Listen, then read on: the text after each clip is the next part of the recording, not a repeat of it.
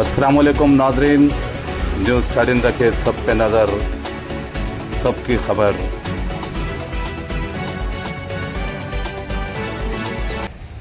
మినిట్స్లో హైదరాబాద్ చేరుకుంటున్నారు.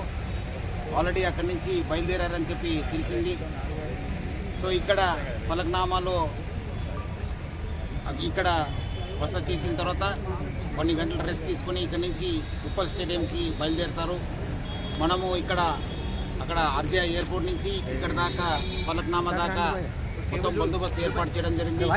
ట్రాఫిక్ వాళ్ళు ప్లస్ అదేవిధంగా లా అండ్ ఆర్డర్ ఆఫీసర్స్ ఇక్కడ కూడా మీట్ ది కోర్ట్ అని చెప్పి ఒక కార్యక్రమం పెట్టుకున్నారు. సో అక్కడ కూడా దాదాపు 250 మందికి వాళ్ళు పర్మిషన్ ఇవ్వడం జరిగింది. ఇక్కడ వచ్చే వాళ్ళు కూడా మనము చాలా నీట్గా వాళ్ళని చెక్ చేసి వాళ్ళు ఒక క్యూఆర్ కోడ్ని క్లియర్ అయిన తర్వాతనే మనము లోపలికి పంపడం జరుగుతుంది. సో అదేవిధంగా ఇక్కడ రాహుల్ గాంధీ గారు కూడా వస్తున్నారు. అదేవిధంగా మన ముఖ్యమంత్రి గారు కూడా ఇక్కడ వస్తున్నారు. సో వాళ్ళందరూ కలిసి ఇక్కడి నుంచి ఉప్పల్కి బయలుదేరుతున్నారు. ఇక్కడ మనము పక్కబందీగా బందోబస్తు ఏర్పాటు చేయడం జరుగుతుంది.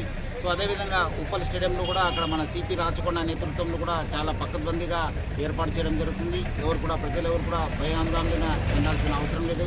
చాలా అంటే చాలా బందోబస్తు చేయడం జరిగింది. సో పోలీస్ చెప్పిన ఇన్స్ట్రక్షన్స్ని అందరూ కూడా పాటించాలి. మనకు పోలీసుకు రాష్ట్ర ప్రభుత్వం కూడా అందరూ కూడా సహకరించి ఈ ఒక్క మెస్సీ, ఎందుకంటే చాలా లెజెండ్ ప్లేయరు అనే ఇక్కడ వచ్చే ఒక హైదరాబాద్ కార్యక్రమాన్ని అందరూ కూడా కలిసి విజయవంతం చేయాలని చెప్పి నేను కోరుతున్నాను. సార్ ఎంతసేపు వరకు ఉండొచ్చు సార్? వాళ్ళు ఎన్ని అవర్స్ వరకు ఉండొచ్చు? ఇక్కడ 4:30 దాకా వస్తారు. 4:30 దాకా వస్తారు. వచ్చింది ఇక్కడ నుంచి మళ్ళీ ఎప్పుడు లెఫ్ట్ అవుతారు సార్ స్టేడియం? 6 o'clock. సార్ కోల్కతాలో మ్యాచ్కి అంతరాయం కలిగింది సార్, కొంచెం ఇబ్బంది. ఇక్కడ మాత్రం చాలా పక్కబందిగా మన డీజీ గారు కూడా అక్కడ ఇప్పుడే విజిట్ చేసి ఇక్కడ రావడం జరిగింది. అక్కడ కూడా మన సిపి రాచకొండ గారు ఉన్నారు.